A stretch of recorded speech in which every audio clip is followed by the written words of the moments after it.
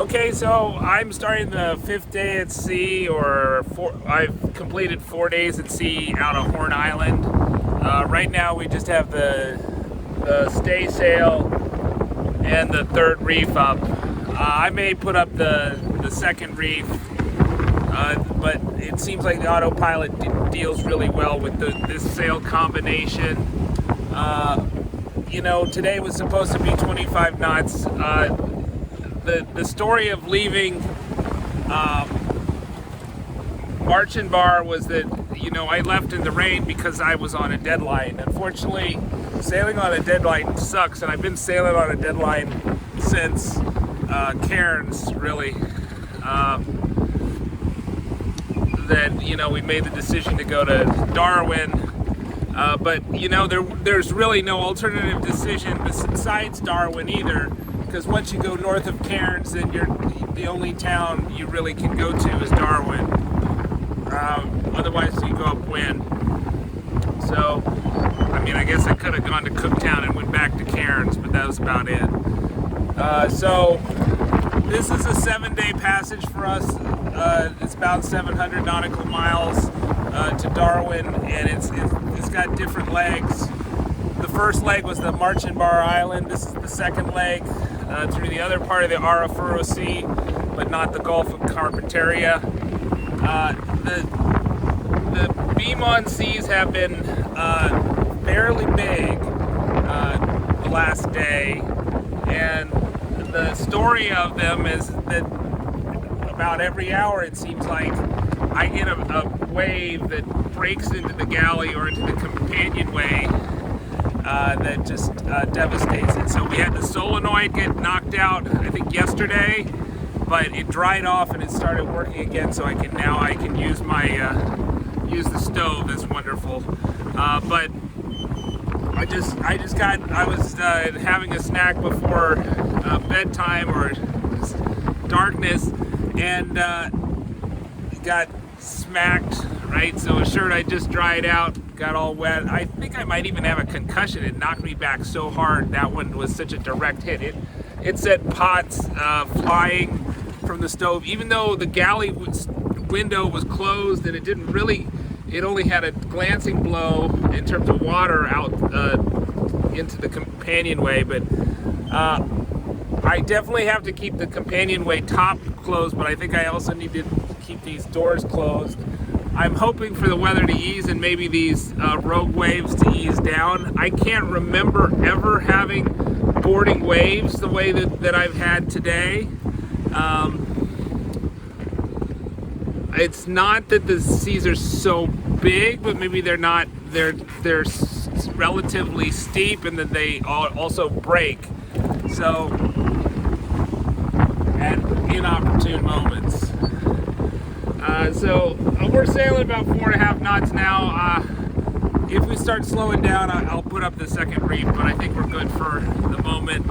I have not seen a boat since leaving Marchand Bar. There was I think that wild card dive boat, and that was the last boat I saw. I've just seen birds.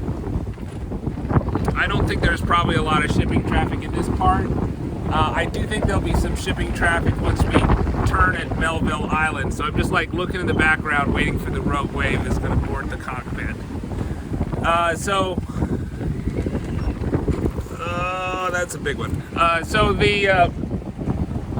But it was kind of on our stern. I kind of changed the course so it wouldn't be so beam on, so we wouldn't get those things. But there's just no way to go but go through it. Tomorrow we should go by some islands, and then there's this peninsula, so we should be in the lee of the peninsula. The problem is we're going to start turning into the wind more and more, and so it's going to be motor. So I don't think we're going to have these huge breaking waves on our beam after we get to the peninsula, but we may be motoring into the waves or close hauled. The other issue is Melville Island is a lee shore, and if you try to take a tack off of Melville Island and you cannot keep your tack, you go into Melville Island, right? And there's I don't think anybody lives there. You're really screwed if you crash on Melville Island. So I don't know what we're gonna do. I think that the winds are supposed to be lighter some days. I'm trying to get some clarification on when the winds are light or not, because it makes all the difference if you're motoring into the waves or if you're just trying to claw off a lee shore. If it's 30 knots, you're probably not going to claw off it. If it's 5, you probably could motor away. Maybe you could even sail away. So that's the issue there. So the last bit is pretty scary.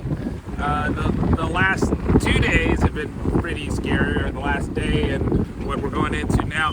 The good thing though is what was going on yesterday was we were in a cloud. Like, it wasn't like there were clouds around. We were in a cloud. There was no sky, there was no nothing. It was a cloud and it was constantly raining. And so today, this afternoon, it's been more an issue of salt water, keeping your clothes dry from the salt water. Yesterday it was just impossible to keep anything dry. And the other issue is because of the wave action, it's very hard to run the generator. And I don't want to try that. I don't want to try the engine if I can help it to charge the batteries here. So I'll struggle with the generator more because of the wave action. The wave action is nuts. So if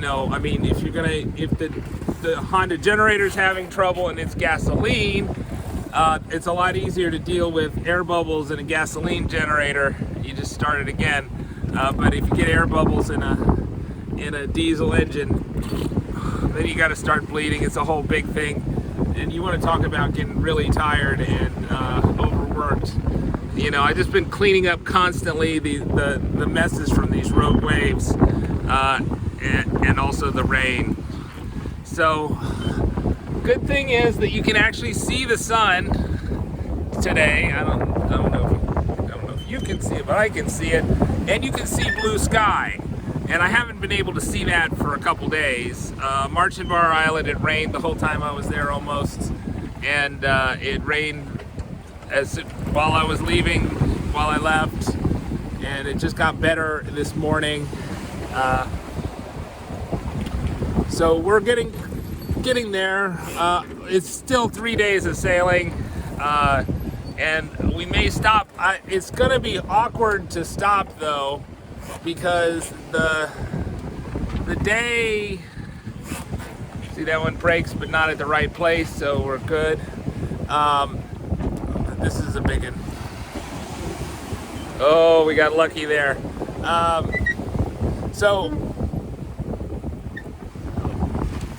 there are some places to anchor before you go for the final run to Darwin, but they're just not, they may not come at the right time. So you'd like to do that kind of towards the end of the day, tomorrow maybe.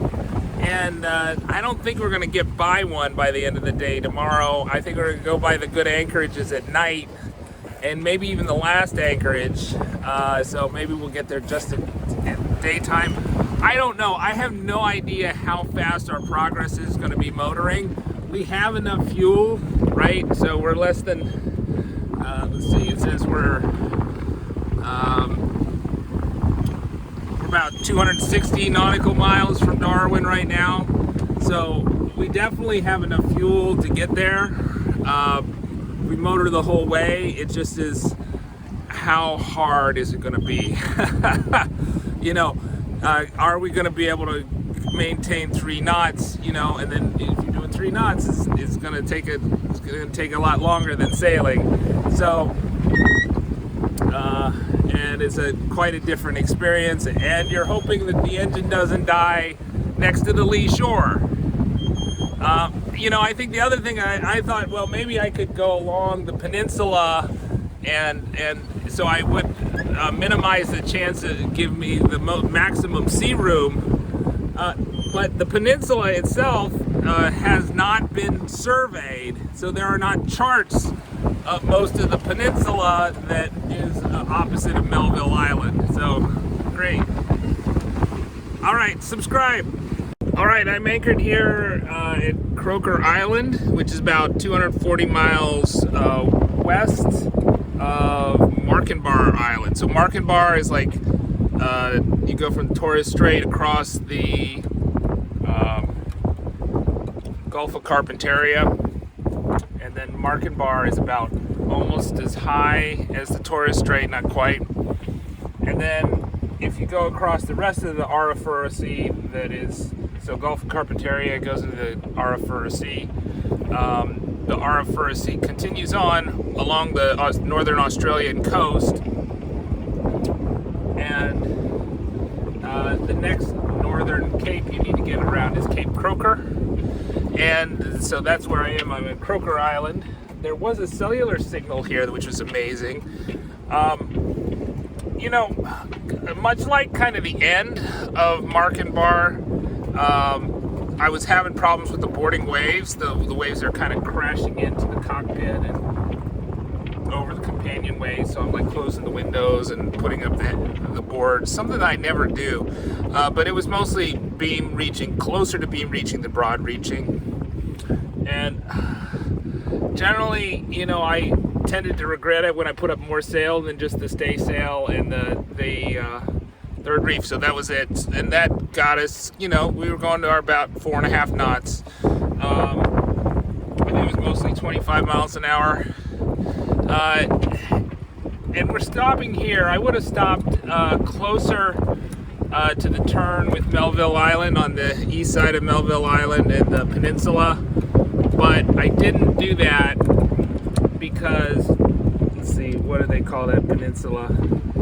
Maybe I can find it. So we're on Croker Island, and we passed a few islands on the way here. We want to go around the peninsula into the Van Diemen Gulf. It'd be really nice if there was like a way you could cut into the Van Diemen Gulf, like if they had a, it's called the Coburg Peninsula. It'd be really nice if they had like a lock system or something. But, you know, in a country with no roads and no people, the Coburg Peninsula is like almost like an island. You know, it almost is an island. I bet it's really low too. It'd be really easy to make a little channel in it. But Australia, no public works, just a lot of bureaucrats. So, no people too. No people here. But there was a cellular signal. I don't know why there was a 3G cellular signal. There was. There's no people here. So I stopped here instead of at the last bay on the Coburg Peninsula because I was running out of daylight. And I was going to get to that part of the Coburg Peninsula not by daylight. I was going to get there like 3 a.m. or something. It was about 50 miles away, so if I kept on going, and I wanted to get there and anchor, but I didn't want to anchor in the dark. So you try to always never enter an unfamiliar harbor at night. You can leave a familiar harbor at night, and it's a familiar harbor if you've anchored there before. But if you've never been there before, entering one at night is probably a bad idea. So